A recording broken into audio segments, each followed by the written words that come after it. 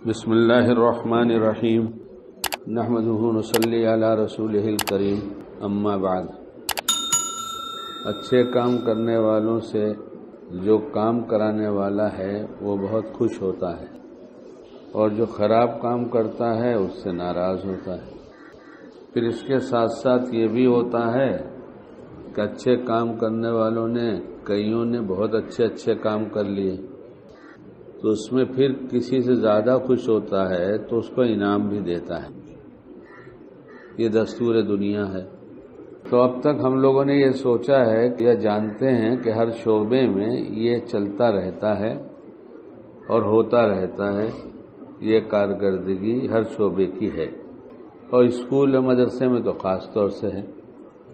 ابھی ہمارے پیچھے یہاں میدان ہے تو 2-3 دن سے خوب شور سنائی دیتا تھا صبح میں، تو دیکھا کہ کیا ہو رہا ہے، تو اسپورٹس ہو رہا ہے، اسی کا مہینہ ہے، تو اس میں دیکھ رہا تھا کہ دوڑ لگ رہی ہے، تو جو سب سے پہلے فرسٹ آتا تھا اس کے لیے انعام ہوتا تھا۔ تو فرسٹ اور ایک دم لاسٹ جو اس کے بیچ میں بہت سارے تھے، لیکن انعام جو پہلے نمبر پایا اس کو ملا ہے۔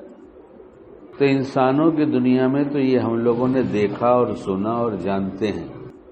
کبھی ہم لوگوں نے معلوم کرنے کی کوشش کیا کہ شیطان کی دنیا میں بھی یہ سب ہوتا ہے کہ نہیں ہوتا ہے؟ وہاں بھی شیطان سب سے کارگزاری لیتا ہے اور خوش ہوتا ہے، کسی سے بہت خوش ہوتا ہے، کسی سے اتنا خوش ہوتا ہے کہ اسے گلے لگا لیتا ہے۔ تو یہ کبھی معلوم کرنے کی کوشش کیا ہم لوگوں نے؟ ہمارا سب سے بڑا نقصان یہ ہو رہا ہے کہ ہم دشمن سے بے خبر ہیں۔ کیا ہو رہا ہے؟ دشمن سے بے خبر، اور ہم نے انسانوں کو اپنا دشمن سمجھ لیا ہے، اس لیے انسانوں کو دشمن سمجھ رہے ہیں۔ اور اللہ نے صاف صاف بتا دیا کہ شیطان تمہارا کھلا ہوا دشمن ہے، یعنی تمہیں کچھ سوچنے کی ضرورت نہیں ہے کہ دشمن ہے کہ نہیں ہے۔ اللہ سچا ہے، ہمارا سب کا عقیدہ ہے، یہ عقیدہ ختم تو ایمان ختم ہے نا، یہ عقیدہ ختم تو ایمان ختم۔ اللہ کے نبی علیہ السلام سچے ہیں، جو فرمایا وہ ہوا، جو کچھ فرمایا ہے وہی ہو رہا ہے، آئندہ وہی ہوگا، اللہ کی قسم، جو ہمارے نبی علیہ السلام نے فرمایا ہے۔ اس لیے کسی شک شبہے کی گنجائش نہیں ہے، شیطان ہمارا کھلا ہوا دشمن ہے، لیکن ہم انسانوں کو اپنا دشمن سمجھنے لگے، اس لیے انسانوں کو دشمن سمجھ کر ان کے ساتھ پیار کا معاملہ نہیں کرتے۔ حضرت نبی کریم علیہ السلام کے ساتھ کفار مکہ نے دشمنی کی تھی، اور کیسی دشمنی تو تاریخ جو پڑھے اسے سمجھ میں آئے گا۔ لیکن اس دشمنی کے بدلے میں کیا دیا تھا نا، مجبور تھے بظاہر، حالانکہ اللہ کو پکارے 1 منٹ میں سب کا کام ہو جائے، مجبوری وہاں تھی کہاں؟ وہاں تو ایک شریعت کو پورا کرنا تھا اور قیامت تک آنے والے انسانوں کے لیے نمونہ بنانا تھا، اس لیے سب دکھایا گیا کہ کب کیا کرنا ہے۔ تو جب مجبور نظر آئے تو بھی یہی چاہا کہ سب کے ساتھ وہ ہمدردی کروں تاکہ سب جنت میں چلے جائیں۔ کیسے کر دوں اس کے لیے تڑپتے رہے اور انداز اختیار کرتے رہے، جو بن پڑا کرتے رہے۔ لیکن جس وقت ان کو فتح حاصل ہو گئی، سب جانتے ہیں کہ اب فتح مکہ کے بعد ہے کسی کی مجال وہاں کچھ کرنے؟ نہیں نا۔ اور جو 2-4-6 تھے کرنے والے اور چھوڑ کر بھاگ گئے، وہ بھی کتاب میں لکھا ہوا، چھوڑ کر بھاگ گئے۔ اور یہ لوگ جو مکے میں آئے تھے، اس میں جو مکے والے تھے ایمان والے، انہیں سب جگہ جب نظر پڑ رہی تھی تو انہیں وہ یاد آ رہا تھا، یہاں ایسا ستایا تھا، یہاں ایسے مارا تھا، یہاں یہ کیا تھا، یہاں کہ سب یاد آ رہا تھا، اس لیے کہ وہ بھول تو نہیں سکتا آدمی، جو کچھ پیش آیا اسے بھولا کہاں، کیسے بھول جائے گا آدمی؟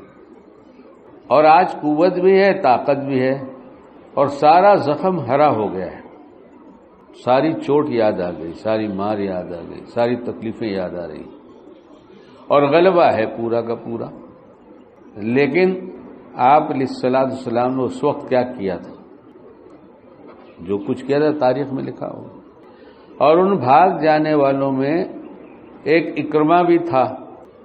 اس وقت تو یہی تھے نا, بلکہ بھاگنے والوں میں نہیں تھے بلکہ قسم کھا لیا تھا جان تو دے دوں گا مگر ایمان قبول نہیں کروں.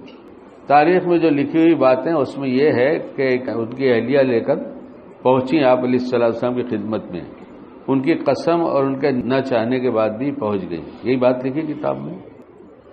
اس وقت ایک جملہ میں نے شاید 35 سال 40 سال پہلے پڑھا ہوگا, حیات الصحابہ میں یا کہاں پڑھا تھا پتہ نہیں, کہ اکرمہ کو بیٹھے ہوئے صحابہ جتنے موجود تھے سب پہچانتے تھے تقریباً.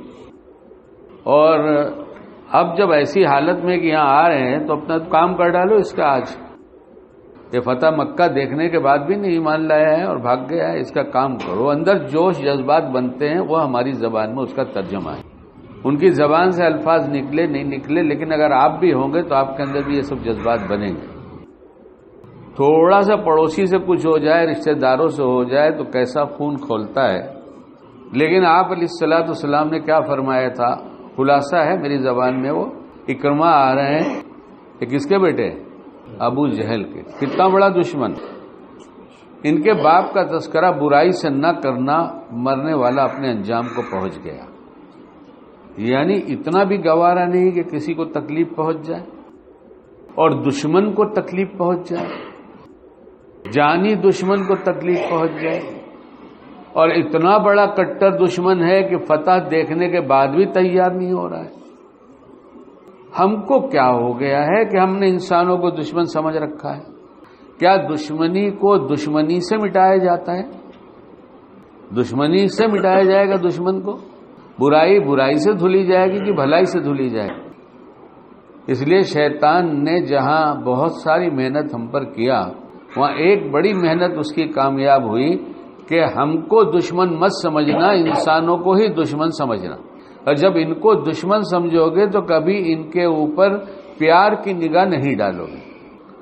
حالانکہ اگر ڈاکٹر کے پاس بہت بھیڑ ہو, بہت مریض ہو, لیکن خبر آ جائے کہ کوئی سیریس مریض ہے, ایک دم اب تب کی حالت میں, دیکھو ورنہ مر جائے گا, تو ڈاکٹر خبر سنتے ہی سب کو چھوڑ کر وہیں بھاگتا ہے سب سے پہلے. تو جا کر غصہ کرتا ہے کہ نالائق, جب اتنا بیمار ہو گیا تو مجھے خبر کیا. کہیں ملے گا ایسا؟ ڈاکٹر صاحب آپ کی لائن میں کہیں ملا کسی ڈاکٹر نے کہا ایسا کہ سیریس مریض کو دیکھ کر ترحم و شفقت کے جذبات اور محبت کے جذبات اتنے بھر گئے, اگر واقعی ڈاکٹر ہے, اوہ کتنا سیریس ہے. لوگ سنتے ہیں تو ان کا پیار بڑھ جاتا ہے. اگر ہم انسانوں کو ایسا سیریس روحانی مریض سمجھنے لگے تو ہمارا بھی دیکھنے کا ڈھنگ بدل جائے گا, اور اس سوچ کا اثر قلب پہ پڑے گا. اس سوچ کا اثر, محبت کی نگاہ ڈالے کوئی, کسی نفرت کی نگاہ ڈالے, لیکن جب وہ نگاہ پڑتی ہے تو جس پر پڑتی ہے اس پر اثر ہوتا ہے, اس پر اثر ہوتا ہے. اے محبت کی نگاہ کی ایک بات سنا دوں. ویسے تو نگاہ محبت آپ بہت ڈالتے بھی ہیں اور بہت سے دفعہ آپ پر بھی ڈالا جاتا ہے, لیکن پتہ نہیں مطلب ہے, شہوت ہے, غرض ہے, کیا شامل ہے پتہ نہیں. اگر یہ نگاہ محبت جو پڑ رہی ہے اللہ کے لیے پڑ جائے تو نہ جانے کتنوں کے دل بن جائیں گے. نگاہ مرد مومن سے بدل جاتی ہیں تقدیریں, اور پتہ نہیں کیا کیا ہے. کہیں ادھر ادھر نہ بھٹک جاؤں میں, ورنہ پھر بیوی بیچ میں آئی تو کام ہی خراب ہو جائے گا. ہاں, اور ڈاکٹر صاحب کے پاس مریض پہنچا اور ڈاکٹر نے سب چیک کے کہا کہ ٹینشن کے ساتھ مت سویا کرو. تو اس نے پوچھا میکے بھیج دوں کیا؟ بتائیے. اب ایسی بھی جو نگاہ پڑے گی تو کون سی نظر پڑ رہے گی؟ سوائے غرض کے تو کچھ بھی نہیں ہے. اللہ کے لیے پڑ جائے تو ٹینشن ہی نہیں رہے گا, وہ تو فرحت ہی فرحت نظر آنے لگے گا اگر اللہ کے لیے پڑ جائے تو. لیکن اتنی خود غرضی ہے کہ اپنے گھر میں بھی نگاہیں مطلب کی ڈالی جا رہی ہیں, شہوت کی ڈالی جا رہی. آج اور کل کرتے کرتے دن بیت جائیں گے اور موت آ کر لے کے چلی جائے گی.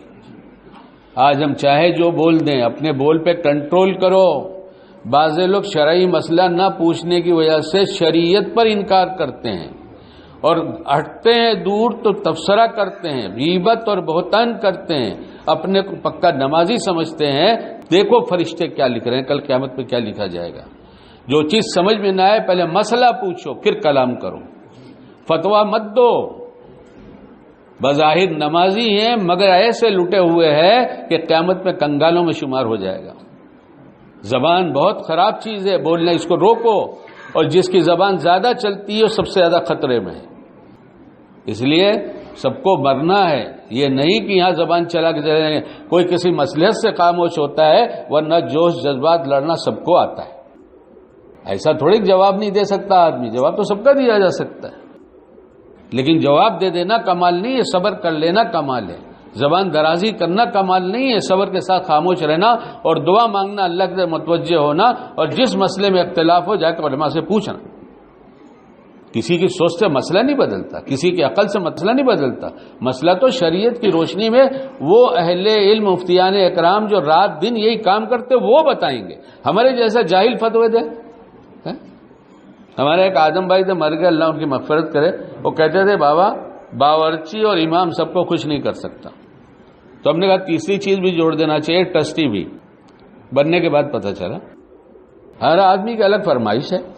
ایک صاحب نے تو یہاں تک کہہ دیا کہ مغرب کی نماز میں تھوڑی سی تاخیر کیجئے۔ پوچھا کیوں؟ کہنے لگے ہم بازار لینے جاتے ہیں نا تو تھوڑا سا لیٹ ہو جاتے ہیں۔ سنا آپ نے؟ ایک صاحب کہہ رہے سورہ فاتحہ ذرا لمبی پڑھیے، ہم پیچھے امام کے سورہ فاتحہ پڑھتے ہیں، تو امام کیسے سورہ فاتحہ پڑھتے ہیں؟ اب ان کی فرمائش یہ ہے کہ سورہ فاتحہ لمبی پڑھیے۔ ارے سورہ فاتحہ کی 7 آیتیں ہیں، کتنی ہیں؟ 2-3 کہیں اور سے جوڑے لا کے کیا جہالت کی باتیں ہیں۔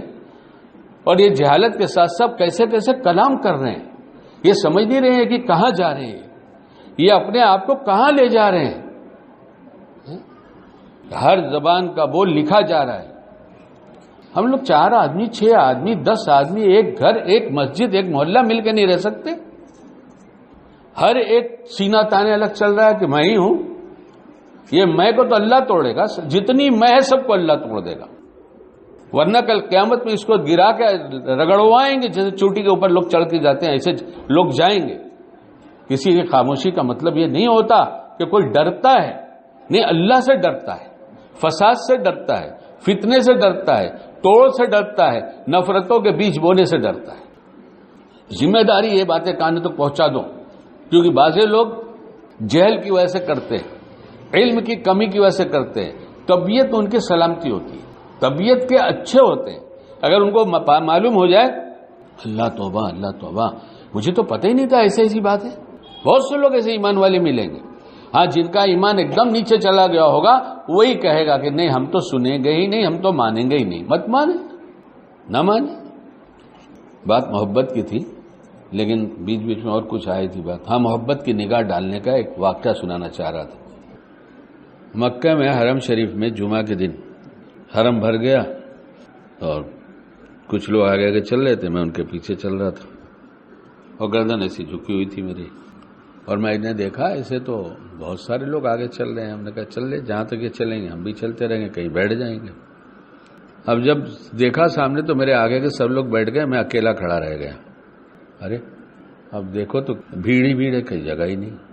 آگے جو مطاف ہے اتنی گرمی ہے کہ تو برداشت ہی نہیں کہ وہاں جا کے بیٹھ جائیں، وہاں جگہ مل سکتی ہے دھوپ میں، ایک آدھ آدمی گنجائش، مگر یہاں سائے میں تو جگہ ہی نہیں ہے۔ تو دعا مانگا اللہ کی دی توفیق سے، اے اللہ یہاں بھی جگہ دلا دیجیے اور جنت میں بھی جگہ دلا دیجیے۔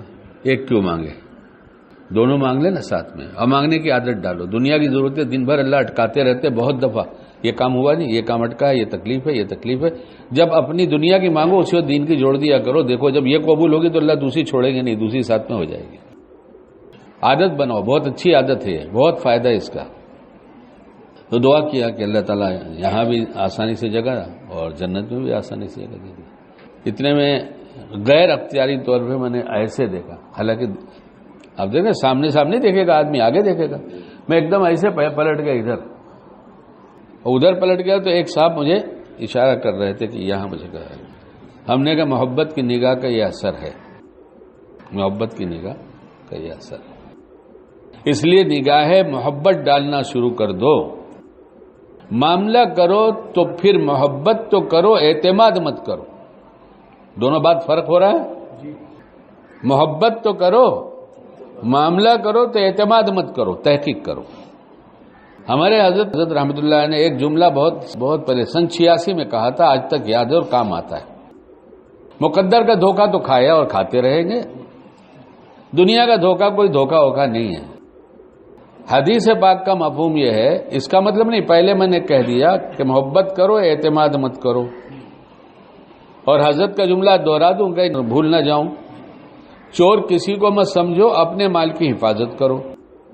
تو اپنے مال کی حفاظت تو آدمی کرتا ہی ہے، پھر بھی جیب بھی کٹ جاتی ہے، لٹ بھی جاتا ہے، نقصان بھی ہو جاتا ہے، سب ہوتا ہی رہتا ہے، یہ دنیا میں ہوتا ہی رہتا ہے.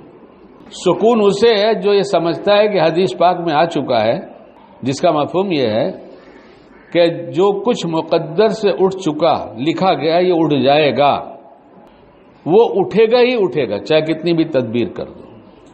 اور جس کو ملنا اللہ نے طے کر دیا ہے، وہ کچھ بھی کرے نہ کرے اسے مل کر ہی رہے گا. اس کو ہم تبلیغ کی زبان میں کہتے ہیں، جس کو دینے کے لیے اللہ فیصلہ کر لے تو اسے کوئی روک نہیں سکتا، اور جس سے روک لیا اسے کوئی دے نہیں سکتا. یہ تبلیغ کی سیدھی سادی زبان میں ہے. اس لیے جو چلا گیا سب کا کچھ نہ کچھ لوٹا ہوگا، اور ایمان والے ہیں سب اس میں نہیں کہتا کسی نے اس میں لوٹا بھی ہوگا، لیکن اگر غلطی سے کسی کا کھایا ہے تو لوٹا دو، اللہ کے واسطے اس کا لوٹا دو، لوٹا دو، قیامت سے بہت بھاری پڑ جائے، اس کا آج ہی لوٹا دو. اور میں نے یہاں لوٹانے والے قصہ کئی دفعہ سنایا بھی ہے، اب واپس نہیں سناتا، سنایا ہے، سب آپ لوگ کو یاد آ جائے گا. خالی ایک بات بتا دوں، ایک خاندان کے بارے میں خبر آئی کہ پورے خاندان والے بیٹھے، بڑی خاندان جوان ہو گئے، بچوں والے ہو گئے، لیکن بیٹھے، اور یہ کہا کہ ہم سب مل کر دیکھیں کہ ہمارے خاندان میں ابا نے کسی کا تو نہیں کھایا بھولے سے یا جان کر. تو وہ لوگوں نے ابا، چاچا، بابا جو تھے ان کا حساب سب کھنگالا نیچے تک. اللہ ان لوگ کو اچھا رکھے، کیا فکر اللہ نے دیا. پھر کہا اب دادا تک چلو، کہ اپنی پراپرٹی، اپنے مال میں، اپنے حصے میں کہیں دادا نے کسی کا کھایا اور یہاں آ گیا ہو. تو اس میں ایک بھائی نے کہا دیکھ دادا نے کھایا ہوگا تو وہ پکڑے گئے ہوں گے، ابا نے کھایا ہوگا تو وہ پکڑے گئے ہوں گے، چاہے تیرے ابا نے یا میرے ابا نے، نہیں چاچا تایا جو بھی کہا جاتا ہو، بڑے ابا، اور ہم لوگ کھائیں گے تو ہم لوگ بھی اسی پکڑے جائیں گے، اور یہ حصہ ہماری نسلوں میں جائے گا. اس لیے ہم سب چھوٹے بڑے جمع ہے خاندان کے، سب محنت کر کے سب کچھ نکال ڈالو اندر سے، اور جس کا جو حق ہے سب دے دو، کنگال ہو جائے تو بھی دے دو. اس میں ایک شخص بہت پڑھا لکھا بڑی ڈگری والا ہے، مجھے راستے میں ملا تو میں نے پینٹ شرٹ میں تھا، میں نے اس کی پیشانی کو بوسہ دیا. میں نے کہا میں سمجھ رہا ہوں میں اللہ کے ولی کی پیشانی کو بوسہ دے رہا ہوں. ایمان والا غلطی نہیں کرے گا، میں بہت دفعہ کہہ چکا ہوں، غلطی نہیں کرے گا، یہ ایسا نہیں ہے. جس دن اسے پتا چل جاتا ہے یہ میری غلطی، اس دن توبہ کر لیتا ہے. توبہ اتاری کیوں گئی ہے؟ تو کچھ توبہ ایسی ہوتی ہے جو گناہ سے معاف ہو جاتی ہے، کچھ ایسی ہوتی ہے لوگوں کے حقوق ہوتے ہیں. قیامت کی عدالت میں سب سے بڑی عدالت، جو سب سے خطرناک عدالت یہ ہوگی نا، ممبئی میں ہمارے بچے لوگ بہت سی چیزوں کو چھوٹی چھوٹی باتیں، ارے دادا ابا بڑا ڈینجر ہے، تو کوئی چیز دیکھ لیتے کہتے ایک جانور ہی دیکھ لیا بڑا ڈینجر ہے. ہم نے کہا اچھا، ایسے وہاں یہ معاملہ بڑا ہی ڈینجر ہوگا. کسی کا ₹1,00,000 نکلتا ہے نہیں دینے کے لیے، تم ₹1 نکال کے رکھو کہ یہ لفافہ میں نے بنایا ہے میرے اللہ، میں اس کا ₹1,00,000 دینے کا ارادہ کرتا ہوں، میرے پاس آج نہیں ایک روپیہ ہے، ڈال کے دیکھو، قیامت میں چھٹکارا ہو جائے. اگر پابندی سچی نیت بنا کے رکھا تو چاہے تمہارے پاس 1,000 جمع ہوا ہو، آگے موت آ گئی، اللہ کہیں گے نہیں میرے بندے نے اپنے بھر کا جتنا تھا اتنا کیا. اس لیے یہ مضمون میری سمجھ میں نہیں آ رہا ہے کہ کیوں آنے لگا، میں تو کچھ اور کہہ رہا تھا، محبت کی بات کہہ رہا تھا. اللہ کی دی توفیق سے یہ باتیں جو آپ کو آج ہی سے کام آئیں ایسی ہوتی ہیں. اب ایک پڑھے لکھے کا فون ہے جو تقریر کرتے ہیں، بہت تقریر کرتے ہیں، مضمون دیا جاتا ہے ان کو، بابا آج کیا مضمون سوچا ہے بیان کے لیے؟ میں نے کہا بھیا کھانا کھا رہا ہوں، پھر سو جاؤں گا اور پھر وہاں چلا جاؤں گا، پھر اللہ جو ڈالیں گے وہ کہہ دوں گا. نہیں کچھ سمجھ میں آئے گا تو میں سوچوں گا میری کیا کیا ضرورت ہے اسی کو بیان کرو، میری بہت ساری ضرورت ہے میں بیان کر لوں گا. میں طے ہوئے کر کے نہیں بیٹھتا کیا بیان کرنا ہے. تو محبت کی نگاہ سے آدمی کا دل کھنچ جاتا ہے، نفرت کی نگاہ سے آدمی کا دل دور ہو جاتا ہے. جو بات میں نے انعام کی کہا تھا، اب اس مضمون کو جلدی سے میں ختم کر دوں، لیکن غور سے سنیے. اللہ کرے میں ایسی بات کہوں جو ہمارے اور آپ کے سب کے کام کی ہے. ہم نے کبھی معلوم نہیں کیا کہ شیطان کس بات سے زیادہ خوش ہو کر اپنے کام کرنے والوں کو انعام دیتا ہے، معلوم نہیں کیا. میں مختصر اس کا خلاصہ سناتا ہوں. وہ روز سب کی کارگزاری لیتا ہے. کون؟ ابلیس. ابلیس جو ہے پانی پہ تخت لگاتا ہے رات کو اور بولتا ہے کیا کیا کر کے آئے سب سناؤ. اور جو کچھ دنیا میں ہو رہا ہے اس وقت حالات کی خبر بہت آسانی سے شیخ گوگل ہم سب لوگ کو دے دیتے ہیں، ہے نا، بہت آسانی سے مل جاتی ہے. تو اس وقت کتنی برائیاں ہیں دنیا میں، برائیاں برائیاں برائیاں برائیاں، ہے نا. جب سب کارگزاری سناتے ہیں تو خوش نہیں ہوتا، سن لیتا ہے. لیکن ایک کارندہ جو ہے شیطان، وہ سناتا ہے. ایک گھر میں تھا اور دن بھر میاں کو غصہ دلاتا اور بیوی کو غصہ دلاتا، لیکن دونوں بہت ہوشیار تھے. جب بیوی غصہ کرتی تو شوہر چپ ہو جاتا، اور شوہر غصہ کرتا تو بیوی چپ ہو جاتی. آخر شام کو طلاق دلا کر آیا ہوں تو اس کو گلے لگاتا ہے. اس کا کیا مطلب؟ جھگڑے سے سب سے زیادہ وہ خوش ہوتا ہے. اگر ہم جھگڑے کا سبب بنے تو حضرت امام یوسف رحمۃ اللہ کے ملفوظات تلاش کر کے دیکھیے کہ کیسی کیسی وعید بیان کیا ہے. اور کیوں نہیں بیان کریں گے؟ شیطان سب سے زیادہ جھگڑے سے خوش ہوتا ہے. اس لیے اپنی زبان کو کنٹرول کرو کہ جھگڑا نہ ہو.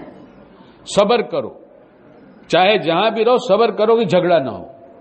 اور اس کے بالمقابل جو ایمان والا اچھا کام کرتا ہے تو وہ کون سا ایسا عمل ہے جس پر اللہ خوش ہوتا ہے اور کہتا ہے یہ سب سے اچھا کام ہے، یہ اچھا آدمی ہے؟ وہ ہے کیا ہے؟ جو اپنے گھر والوں کے ساتھ اچھا رہتا ہے.